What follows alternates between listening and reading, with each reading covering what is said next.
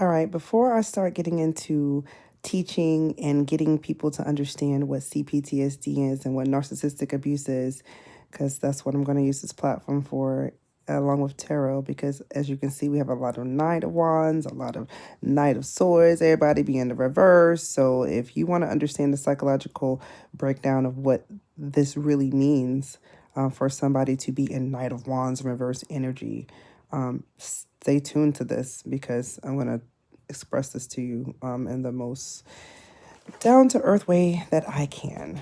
So let's get clear on the definition of what narcissism is. It's a pop culture phenomenon word that's kind of going around every day.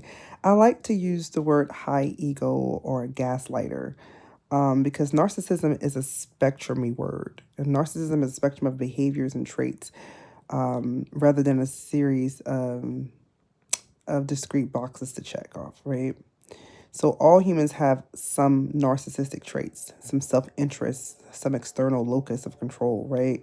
We need to control some parts of our world, ambition or pride. We all have these types of things. It's okay. These traits are not inherently narcissistic or negative, but they have the great potential to cause harm when they are expressed with hurt, exploited, or devaluing others.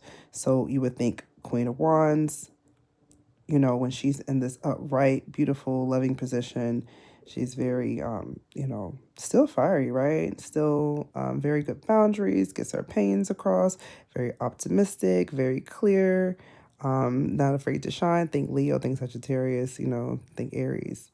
Very bold and courageous. It's beautiful. We even accuse Leos of being prideful. But when we're in this reverse shadow energy, right, this is when we begin to hurt and exploit others and devalue them. So, for example, in some cultures, high esteem and positive attitudes are considered valuable qualities. So, yeah, we want you to think good of yourself. But when you combine this with a sense of entitlement and a lack of empathy, well, we got a problem.